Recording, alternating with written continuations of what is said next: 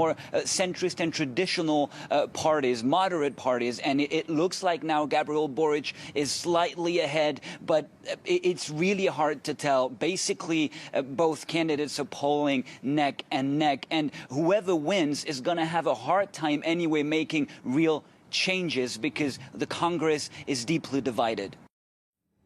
Elections are also taking place in Hong Kong. The city's political elite are choosing new lawmakers in what's the first such ballot under Beijing's so-called patriots-only rules, with many of Hong Kong's pro-democracy candidates either in prison or in exile or boycotting the vote.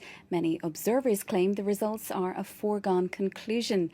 From there, our team on the ground sent us this report.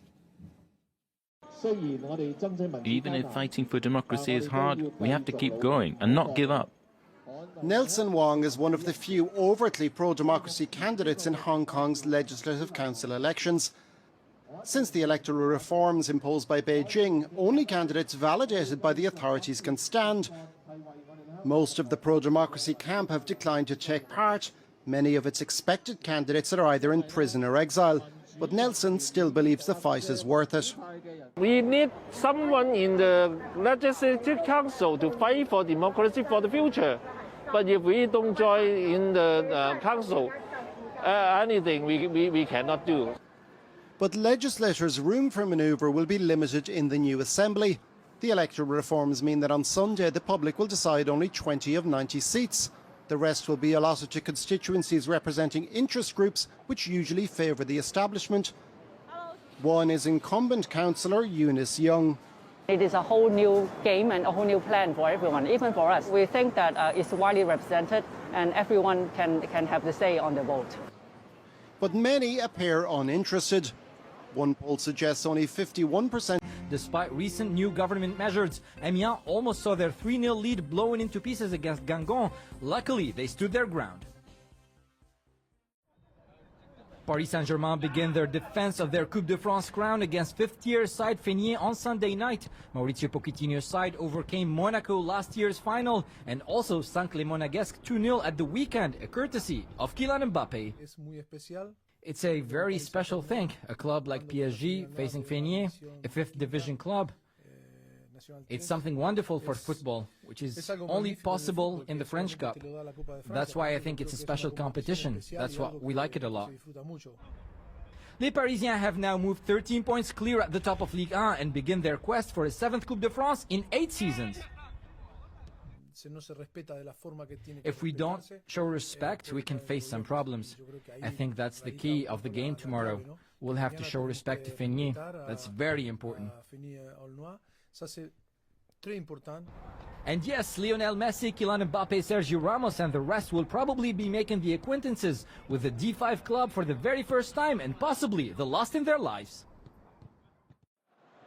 2 goals from Gabriel Martinelli helped Arsenal sweep past an injury-hit Leeds at Elland Road to secure their 3rd consecutive Premier League victory. Martinelli doubled and Saka's deflected effort made it 3-0 before half-time as the Gunners ruthlessly capitalized on Leeds' poor performance. Rafinha pulled one back from the penalty spot, but Smith Rowe wrapped an empathetic 4-1 victory. It's come a long, long way because his energy, his passion, his commitment, it doesn't get much better than that ever. So, but there are other aspects in the game that he had to develop and maintain the ones that he is exceptional at, like today, that when he has the chances, he puts them away. And again, he's in the right direction.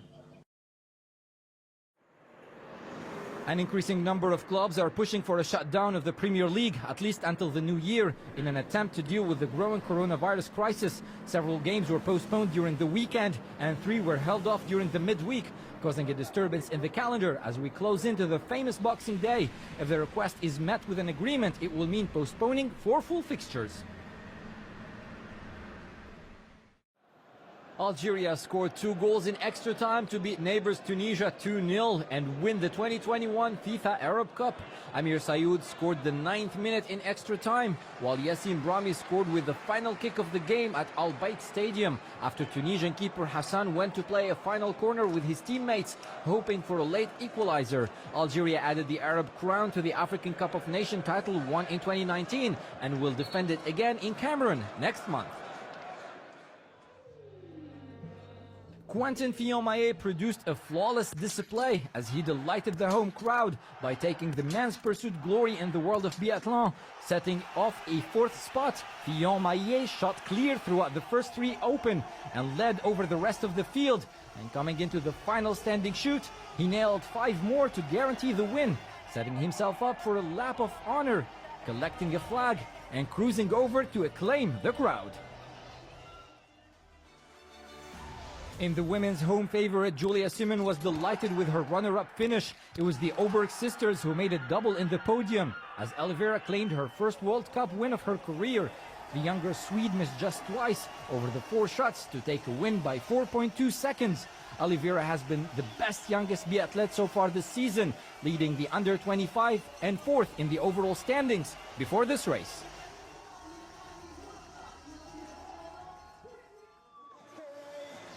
Bryce Bennett added to a long list of American success in the Val Gardena by winning the first classic downhill of the World Cup season. Bennett joins a team of Steven Neyman and Bode Miller as American winners at the resort in the Dolomites.